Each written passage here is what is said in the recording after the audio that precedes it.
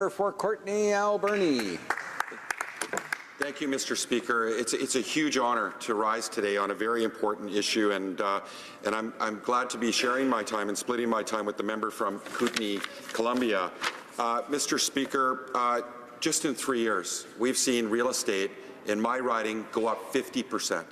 We saw the housing crisis happen in Vancouver, that people have sold their homes, they've moved to Vancouver Island, to Victoria, and then those people have moved up island to our communities, which were very affordable, Mr. Speaker, for many years. And it's affecting people in our communities. Homelessness is on the rise.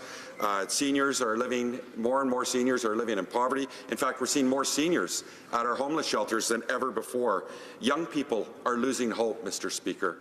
Working families are struggling to make ends meet, and people living on disability, with disabilities or have accessibility issues are finding it harder and harder to find a place to live. Just this month, I held 3 town halls in my riding to hear from residents about this issue, and they made it very clear that this is the most important issue affecting people in our riding.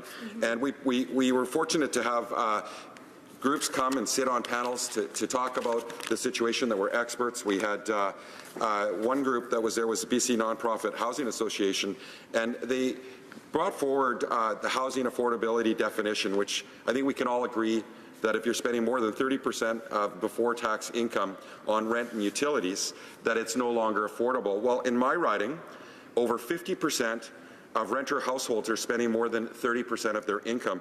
And in fact, a quarter of renter households in my riding are now spending over 50% of their income, Mr. Speaker. This is outrageous. And there's no way people can put money aside to buy a home at some point in the future, or just to make simple things, meet simple needs like clothing or medicine or food. So people are struggling. They're having to work 2-3 jobs just to make a living, never mind set aside money for retirement. So, Mr. Speaker, I think about the most vulnerable often. In British Columbia, you get a housing allowance if you're on income assistance of $375 a month. Mr. Speaker, the average price of a home in the most affordable community in my riding, which is Courtenay-Alberni, was $192,000 36 months ago. Today it's $303,000. So people are moving into our community and they're commuting out just because it's the most affordable place. But the problem there is you have to have an income that is almost 50% higher than the average median household income to be able to buy a home now that is $303,000 36 months later. So more and more people aren't able to buy a home. More and more inequality is happening. People are coming in and buying 5-10 houses that can afford it. They're renting it out. They're driving rental prices up. As we know, people that are living on low incomes struggle to make ends meet, then they can't meet rent, and they're pushed out onto the street to find a place. But when you have a vacancy rate of 0.01%, Mr. Speaker, you can't find a place to live. And those rents are now higher than the threshold of $375 a month. So more and more people are turning to the street or to the shelters or falling through the cracks or living in precarious situations. And I identified earlier in a question that to buy a house in Parksville or Courtenay, you'd have to have an income of over $140,000, Mr. Speaker. That's less than 6% of the people in those communities earn over $140,000. So it's completely not working for people in our communities. And we've heard loud and clear from local governments that they're calling on the federal government to invest in their communities immediately. This is an absolute crisis. When there's nowhere to live and young people are losing hope, it's a big problem for all of us. And Mr. Speaker, we can look at where we were at in the 70s and 80s. 10% of our housing was non-market housing. Today it's 4%. We know the conservative approach, which is free market, we'll resolve it, we'll just build more supply, hasn't worked. It's completely failed, Mr. Speaker. And the Liberal approach will roll out money if we get re-elected over 10 years, and we're going to house 50% of the homeless people in Canada. Doesn't work for 50% of the homeless people because they're not going to have a place to live. And 10 years is too long. So we've seen bold investments from the province of British Columbia. They've shown the government of Canada what urgency looks like. They've rolled out $1 billion this year, Mr. Speaker, and they're going to roll out $7 billion over the next 10 years. It would be great to have a federal government that doesn't just give them $31 million a year in transfers, but actually matches them This is an opportunity. This is an opportunity to support people that are falling through the cracks, but also the local economy. We've heard loud and clear, Comox Valley Chamber of Commerce say it's the most important issue. In fact, Diane Hawkins said employers and their employees have been impacted by the lack of affordable housing and income inequality which exists in our area. Access to safe, quality, affordable housing and the supports necessary to maintain it create one of the most powerful social determinants of health. The Comox Valley needs a continuum, a wide range of housing solutions that target a full spectrum of population groups. And they're saying that it's actually limiting growth, economic growth in our region and for our small and medium-sized enterprises, Mr. Speaker. So we need to create diversity, and there is countries that are doing it. We know in Europe that over 30% of their housing stock is non-market housing. Vienna, it's over 40%. In fact, Mr. Speaker, I was fortunate enough to live in a co-op housing project that was built in the 70s and 80s when the federal government was actually investing in housing before they started downloading in the 90s under Paul Martin in 1993, where he cut money to the federal, cut federal transfers on housing to the provinces, downloaded on the provinces, then the provinces started downloading on local governments. And I sat in local government, and I remember how hard it was for us to come up with the capacity to deal with this complex situation. And I can tell you, Mr. Speaker, most municipalities don't have the capacity or the aptitude or the resources to take on this problem on its own. They're relying on senior levels of government to invest and get involved in this. We know when people don't have a place to live, that affects their mental health.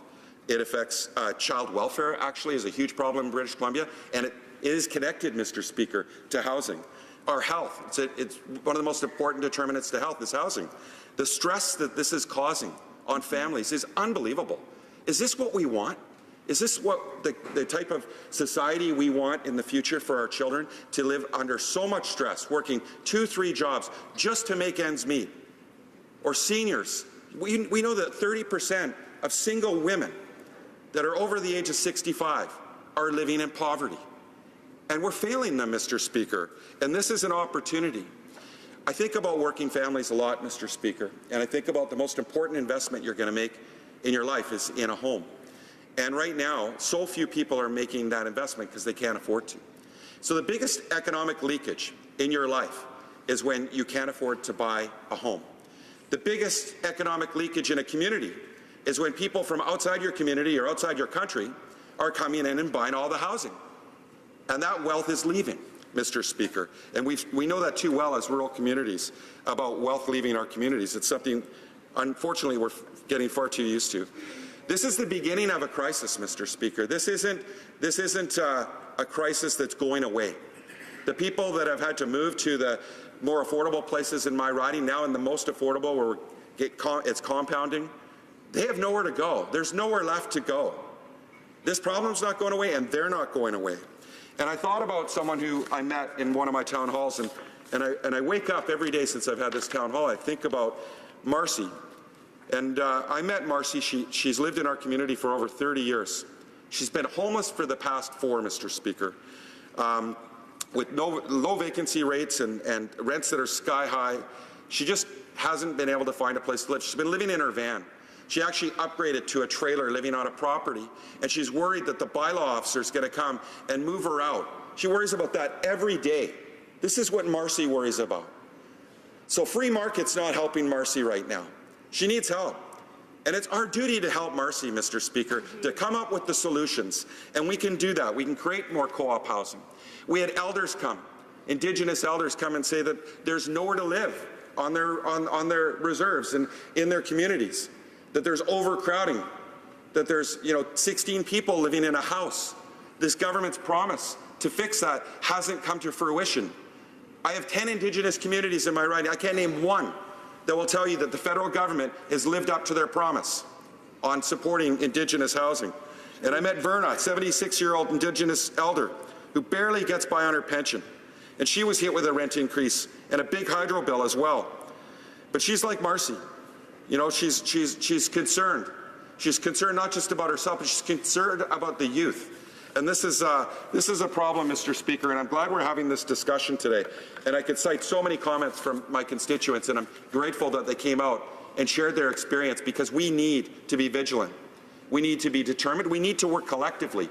And we can't wait 10 years. We need money to roll out the door right now, just like this government they believed they needed to buy the Kinder Morgan pipeline, which we think was a big mistake. We know was a big mistake. If they can come up with $4.5 billion for a leaky pipeline, why can't they come up with $4.5 billion for our seniors, our elders, our most vulnerable? Mr. Speaker, this is something that the government needs to do immediately, and they need to address it and get money out the door. Bravo.